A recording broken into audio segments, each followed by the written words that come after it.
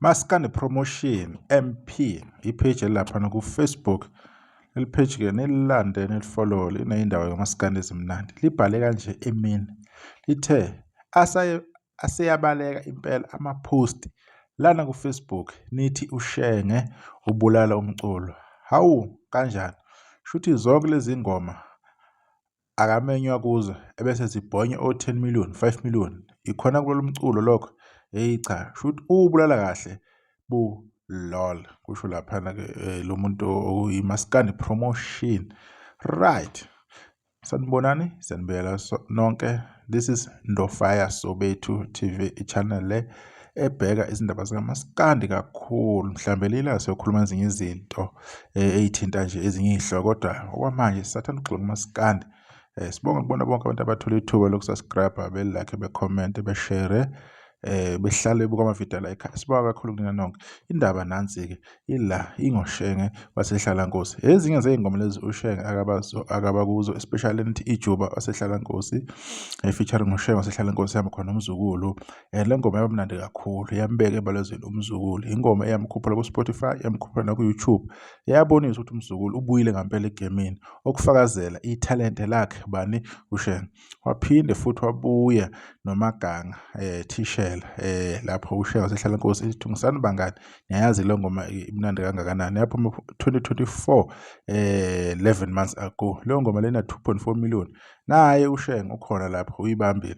Bese kuthi le ngcono siyeke ekabani umshini wemali. Niyamazi umshini wemali ulapha nokwensika yethonga. Ingoma yakho emnandi kakhulu iphuma September 2024 ngikhumbula kahle.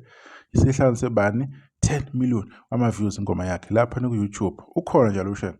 Uphinde futhi kube unhloso featuring yena futhi uShenge ingoma yakhe ethi idliso. Abantu ina more than 1 year le ngoma bayikhiphe last year 2024 ina 3.8 million le ngoma le. Ukhona njalo uShenge bakithi. Phinde futhi ezoba kubani ethi umude hamba nobani uShenge wasehlalankosi.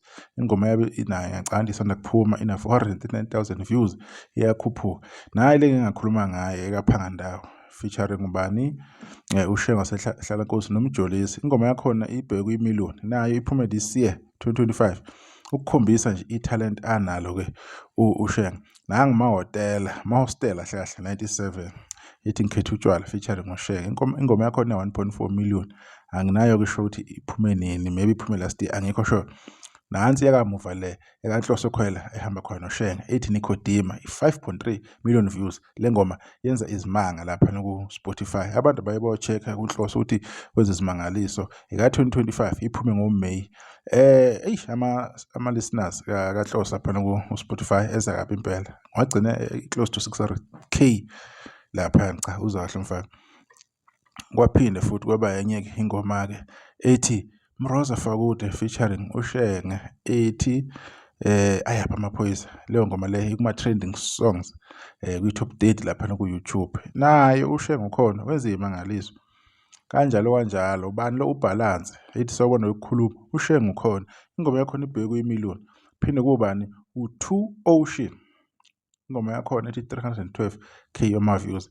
Niyayibona ke impact yomculi uma engena kahle engomeni zabantu.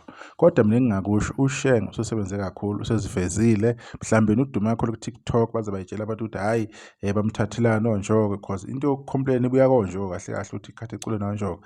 Indaba kaCapitec ba complain abantu. Kahle ucula kahle impela le mfowethu uyangena ingoma zabantu uyasidumisa sizwakala kahle impela. Uyangena khona abantu yabathokozisa and zinama million amaningi ingoma. Kodwa ke esashisa enjalo ke uShenge kuyomela impela naye azame ukuthi awuthole lokho umsebenzi. Sizwe ukuthi uphetheni. Abantu besamfila, abantu besamuzwa, besambona ukuthi ukhona ebalazweni, ukhona emehlweni abantu ngoba la kumaskandi uyashesha ukuthi ukhohlweke okuyinto embi ke le ningafunakala. Kodwa nje impact yakhe uShenge iyabonakala kumaskandi. Uyena maskandi impela anganoma umaskandi yini. Noma ufeature kakhulu abaculi bamaskandi kodwa yena mayicule nabo impela imangaliso ziyenzeka. Bekuyilokho ke ngifuna ukukhuluma ngakho ukukhombisa impact yakhe bani ke uShenge le post ke ayibhalwanga yimi, ngiyithole laphana kuma-Scandi Promotion. Ibekile le nsizwa le engabe insizwa, ibonele into yokubonwa-ke le ngoSheng. Nami engihlele ngiyibona, nengihlele ngiyibuza ukuthi uSheng akacabangi yini ukuthi naye ekenze owakhe umsebenzi abone ukuthi engahamba afikephi. Bekuyilokho enganisa ukuthi qhubeke nihlale kule channel ekhaya iNdlovukazi TV, nowubukele umsebenzi la ekhaya, nenze konke okudingakalayo, iy'mfanelo. Sibonge kakhulu kwabathola ithuba lokuthi bebuke le video izifikela, and nisalahle kakhulu, ngiyabonga.